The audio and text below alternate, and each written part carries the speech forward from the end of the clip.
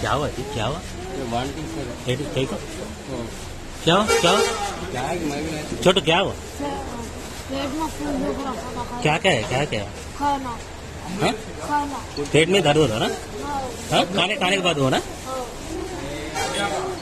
Ambulance ఉందా అంటున్నా.